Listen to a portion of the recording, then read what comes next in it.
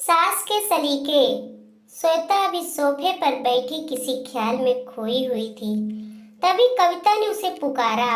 कविता, भाभी जी आप कहाँ खो गई?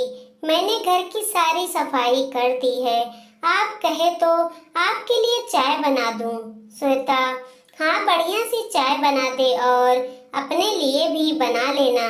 कुछ ही देर में कविता चाय बनाकर श्वेता के पास आकर बैठ जाती है। कविता, भाभी जी क्या सोच रही हैं? आप आज बहुत उदास दिखाई दे रही हैं। श्वेता, कभी कभी किसी इंसान की अहमियत उसके बाद समझ में आती है।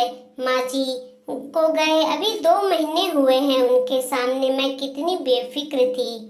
कविता, लेकिन भाभी आपकी सास तो हमेशा आपको डांटती रहती थी। श्वेता, बस यही बात तो आज उदास कर देती है। आज ना कोई डांटने वाला है ना कोई रोकने टोकने वाला, लेकिन अंदर कितना सूनापन है यह तू नहीं समझेगी।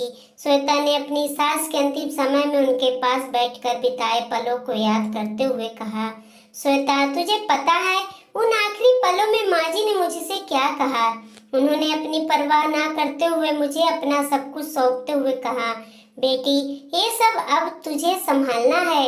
और हाँ, अब मैं नहीं रहूंगी टोकने के लिए, घर को संभाल कर चलाना। श्वेता ने आगे कहा। श्वेता, यह सुनकर मुझे ऐसा लगा जैसे मेरे सर से छत हट गई और मैं अब यह सब कैसे संभालूंगी।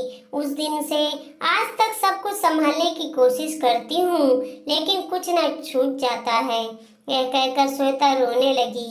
कविता, भाभी अब तो सब कुछ आपको ही संभालना है, हिम्मत से काम लो।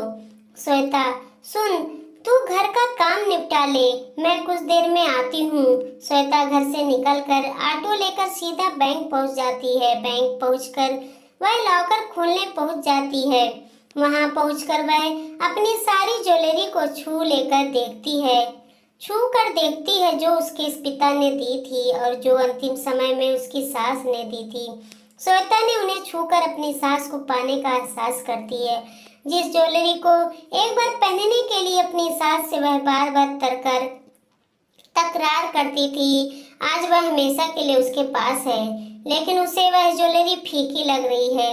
अभी पिछले साल ही की बात है। श्वेता ने अपने पति सचिन से कहा था, श्वेता सुनो, आप माँ जी से बात करो जो उनकी ज्वेलरी को सुनार को देकर मेरे लिए नए फैशन का सोने का सेट बनवा दीजिए।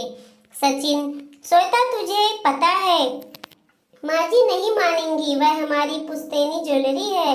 तुम कुछ दिन रुक जाओ, मैं तुम्हें अलग से एक सेट बनवा दूंगा।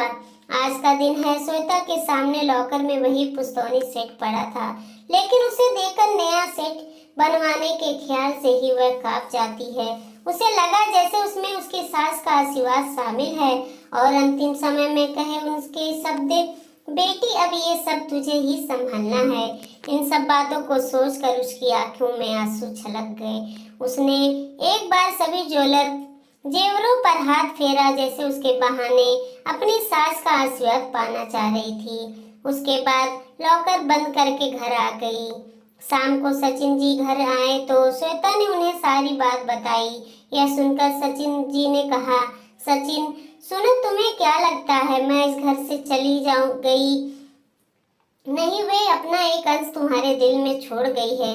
अब तुम कोई भी फैसला इस घर के लिए लोगी तो तुम्हारे दिल में बैठी मेरी माँ तुम्हें गलत फैसला लेने से रोकेगी। बुजुर्ग ऐसे ही होते हैं, जब तक रहते हैं हमें जिंदगी जीने के सही सलीके सिखाते रहते हैं। उनके न रहने पर वही सलीके सीखने के लिए जिंदगी भर ठोकरें खानी पड़ती है। अगले दिन श्वेता से काम करने का ढंग सोचने लगा बिल्कुल बदल गया।